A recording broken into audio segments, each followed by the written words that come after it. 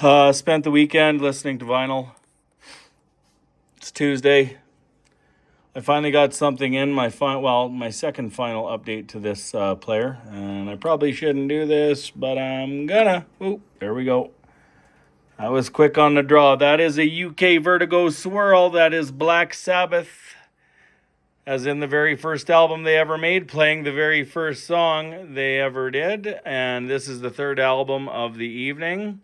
Because I have done something here, folks. This is the RT82. Everybody that's watching, the Fluance RT82 with a blue Ortophone upgrade. I redid the skate and I redid Protractor.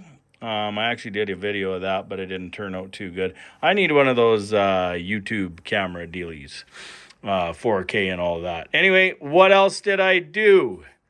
Well, that's acrylic. So it was $167 to do that. I'm over budget on the RT85 by $122. So I've enjoyed it for quite a while. I don't know, 7, 8 months, 9 months. I had an Audio Technica before. It did not sound very good on this system at all. So it needed to go. I didn't know if I wanted to get back into vinyl, but I had like these. Now that, you know what, God rest his soul, but now that Ozzy's passed, I just looked and looked and looked and looked for these records like for days.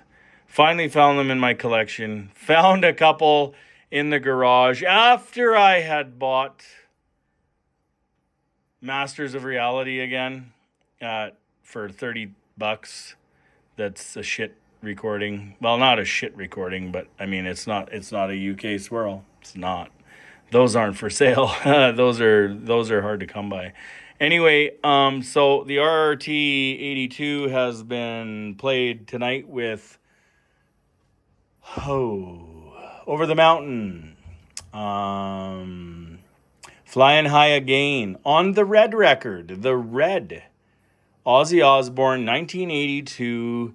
Digital recorded, mastered into analog. And I found that it sounded very thin. I did. I found it sounded very thin. And the truth is, I love watching that Vertigo swirl. But anyway, I found it sounded very thin with the aluminum platter. So I was like, is this the recording or is this the platter? Either way, I already had the platter on order. So I was like, I hope the platter improves it. And did it? Yeah, it did. It really did. I'm not going to say that it improved the tool because that's a lie. I would be lying if I said it improved the tool. But did it improve that Ozzy Osbourne Red record? Oh my God, so much. Like at least 10 to 15% more bass on that borderline thin record. And they some guys blame the Ortophone Blue on that. I don't know. This is like the third record, so we're into this for about an hour and a half now. And then I threw Sabbath on. So this is number 3, the Vertigo. And it sounds great. It sounds great. I can't wait to put that little static tracker on there to see if it helps, because that record is old. I've had that in my collection for a long time, and it's old. And, you can go and get them cleaned in town for $5 a record. You can do whatever you want. You can clean them yourself. I'm just not that into vinyl, but I do want the best that I deem affordable. And like everyone else has said, and I'm the dummy because I bought the 82 first, and then I've upgraded it to an 85. Just go out and buy the 85. Just buy the 85. I've already done all the homework for you. But I'm lucky because I have the Ortophone 10, which is a very nice stylus or cartridge. Old guy Hi-Fi wasn't wrong when he said he preferred the 10 to the blue. I prefer the 10 on certain records, definitely. But I'm much more happy with the blue. And yeah. Anyway, that's my RT85 review because I've built it into an RT85.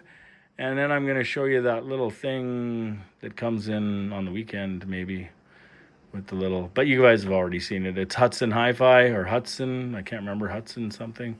And all it does is track before your needle, clean before your needle, and discharges static. Now, that's what the acrylic platter is supposed to do, and it's supposed to enhance bass.